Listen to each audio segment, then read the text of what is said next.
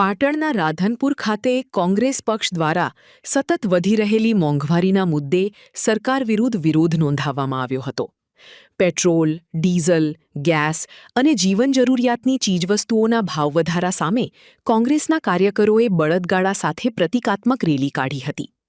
આ આર્થિક બોજને કારણે સામાન્ય અને મધ્યમ વર્ગના લોકોનું જીવન મુશ્કેલ બન્યું હોવાનો રોષ કાર્યકરોએ વ્યક્ત કર્યો હતો. વિરોધ પ્રદર્શન બાદ કોંગ્રેસના સ્થાનિક આગેવાનોએ સેવા સદન ખાતે પહોંચી સંબંધિત અધિકારીને આવેદનપત્ર સુપરત કર્યું હતું. આ આવેદનપત્રમાં ભાવવધારાને તાત્કાલિક નિયંત્રણમાં લઈ સામાન્ય જનતાને આર્થિક રાહત આપવા માટે માંગણી કરવામાં આવી છે.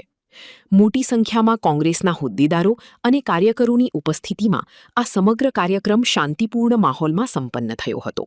ચોક્કસથી ભારતીય જનતા પાર્ટીની સરકાર, ડબલ એન્જિનની સરકારની વાતો કરવાવાળી આ સરકારે તાજેતરમાં સ્થાનિક સ્વરાજની ચૂંટણી પત્યા પછી તરત જ ડીઝલ અને પેટ્રોલ અને ગેસમાં ભાવ વધારો કર્યો અને ડીઝલ પેટ્રોલના ભાવ વધારાથી ગુજરાતની જનતા ત્રાહિમામ છે.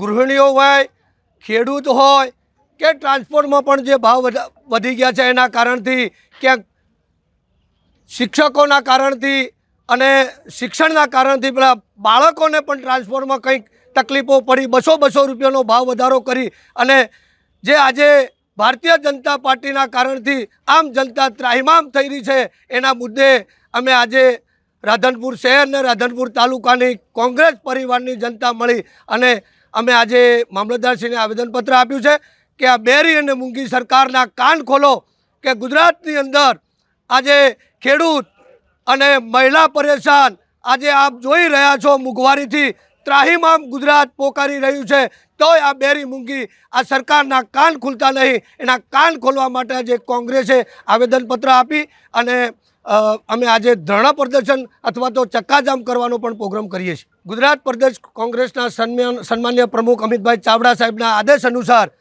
જો આનાથી પણ આ સરકાર કંઈ એના કાન નહીં ખોલે અને આનાથી કંઈ મોંઘવારીમાં અંકુશ નહીં લાવે તો આગળની રણનીતિ અમારી ગાંધી ચિંધ્યા માર્ગે પણ હશે. કોંગ્રેસ દ્વારા આજ સમગ્ર ગુજરાત રાજ્યમાં આ સરકારની વિફળતા, નિષ્ફળતા અને મોંઘવારીના અને અન્ય તમામ લોકોને લાગુ પડતા મુદ્દા માટે વિરોધ પ્રદર્શનનું આજે અમે કાર્યક્રમ આપ્યો છે. અમારે તાલુકા કોંગ્રેસ અને શહેર કોંગ્રેસ દ્વારા આ કાર્યક્રમનું આયોજન કરવામાં આવ્યું છે. ખાસ કરીને જ્યારે આ 5 રાજ્યોની ચૂંટણી ચાલતી હતી ત્યારે અમારા જે LOP રાહુલ ગાંધીએ કીધું હતું કે ટૂંક જ સમયમાં ભાવ વધારો પેટ્રોલ ડીઝલમાં થશે અને એ તરત જ ડીઝલ ને પેટ્રોલમાં ભાવ વધારો થયો. આજે સામાન્ય જનની કમર કચડાઈ ગઈ છે. મોંઘવારીમાં ગૃહિણીનું બજેટ ખોરવાઈ ગયું છે. તમામ વસ્તુમાં ભાવ વધારાને કારણે માણસનું જીવવું દોહેલું થઈ ગયું છે. ત્યારે 30 વર્ષથી ચાલતી આ ભારતીય જનતા પાર્ટીની ગુજરાતની સરકાર અને 14 વર્ષથી ચાલતી આ કેન્દ્ર સરકાર તમામ ક્ષેત્રોમાં નિષ્ફળ ગઈ છે.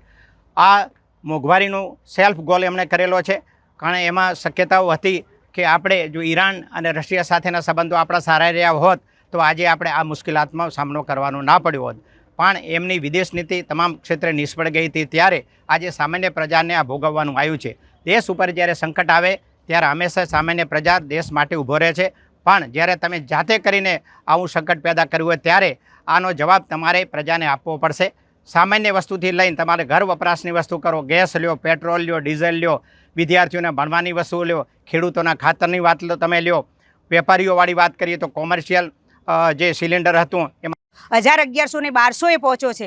ત્યારે કોંગ્રેસની સરકાર હતી ત્યારે 350 ને 350 અમે બાટલો લેતા હતા. આજે ડીઝલ પેટ્રોલ છે, દાળ છે, તેલ છે, એટલું બધું મોંઘું થયું છે કે અમે રસોડા ચલાવવામાં પણ અમને બહુ તકલીફ પડે છે. અને આ તકલીફના કારણે અમે આવેદનપત્ર આપ્યું છે. જો સરકાર આ બેરી મોંઘી સરકાર નહીં સાંભળે તો અમે કોંગ્રેસ તરફથી ધરણા કરીશું અને ધરણાથી પણ જો એ નહીં સાંભળે તો અમે આગામી ગાંધી ચિંધ્યા માર્ગે જવા પણ તૈયાર છીએ. અમારી ગૃહિણીઓને શું તકલીફો પડે છે અમને ખબર છે.